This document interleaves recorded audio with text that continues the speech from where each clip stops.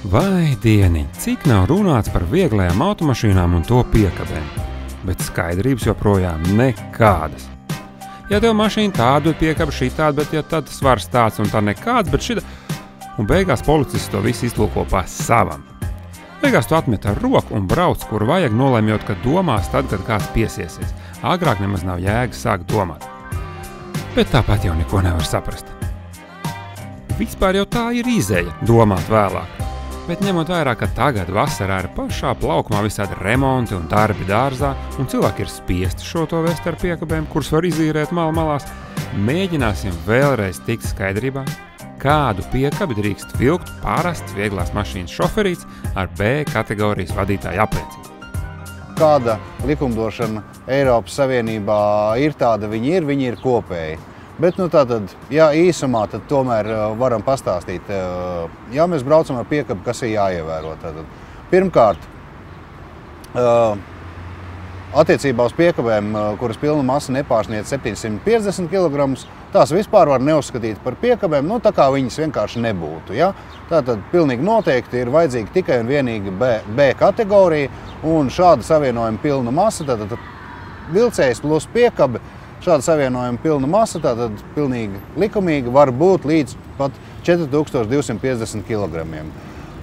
Sarežģītāk ir tad, ja šis piekabes pilna masa pārsniedz 750 kg.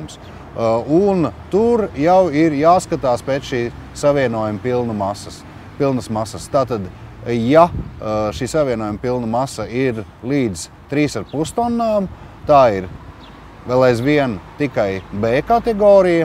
Ja gadījumā šī savienojuma pilna masa ir lielāka par 3,5 tonnām, bet tomēr nepārsniedz 4250 kg, tad šādu savienojumu vadīšanai ir nepieciešams vadītāja apliecības kods. Tā saucamais 96. kods. Aha, vesels lērums ciparu, kurus var mēģināt atcerēties. Bet vēl mulsinoši ir termins pilnā masa. Vajadzētu noskaidrot, kas tas īsti ir pilnā masa. Pilna masa. Tā ir izgatavotāja noteikta maksimāli pieļaujamā transporta līdzekļa masa kopā ar vadītāju, pasažieriem un kravu. Arī šis lielums, pilna masa, ir noteikta reģistrācijas apliecībā.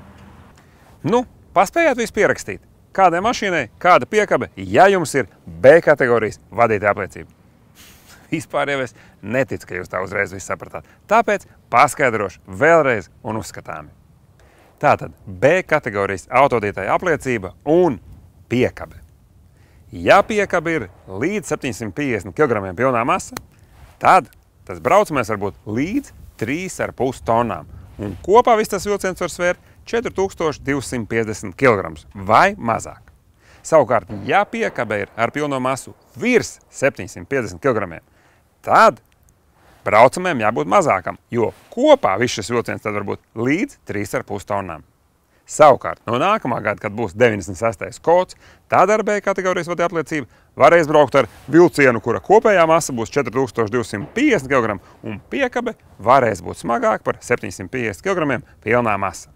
Jāsaka gan, ka šī Eiropas Savienības likumdošana ir par šo kodu ir pieņemta salīdzinoši nesen, tātad pašās pagājušajā gada beigās, un Latvija šo likumdošanu vēl nav pārņēmusi, tas tiek plānots izdarīt līdz šī gada beigām. Un tātad nākošu gadu jau varam teikt, ja vēlaties braukt ar B kategorijas vilcēju un ar piekabi, kuras pilna masa ir lielāka par 750 kg, un ja šī savienojuma pilna masa ir no 3,5 tonnām līdz 4250 kg, tad ir jānokārto vadīšanas eksāmens, un vadītāja apliecībā var dabūt šo kodu, 96. kodu, un šādus savienojumus arī var vadīt. Tātad pēdējais variants BE kategorija. Te ir pa grezno. Te gan piekabe var būt līdz 3,5 tonnām, gan braucamais var būt līdz 3,5 tonnām, un viss šis vilciens kopā var būt līdz 7 tonnām. BE kategorija ir nedaudz sarežģītāka, ir jāiet autoskolā, tur ir gan teorētiskā, gan praktiskā apmācība, bet jākārto tomēr ir tikai braukšana. Ja abos gadījumos jāliek tikai braukšanas eksāmens, tad izskatās, ka prātīgāk būtu uzreiz kārtot BE kategoriju. Nu labi, dažas dienas jāpasēž kursos, bet pēc tam var vilkt, cik liels piekabs grib. Nu redz, ja tā paskaidro, tad algoritms nav baigi sarežģīts, bet tāpat pēc mēneša aizmirsīsies. Tāpēc, kad vajadzēs, labāk pameklējiet šo te video internetā un noskatieties vēlreiz. Kas vēl ļoti svarīgi, vairs nav spēkā tā norma, ka mašīnas pašmasai jābūt 2 reizes lielākai par piekabas pilno masu.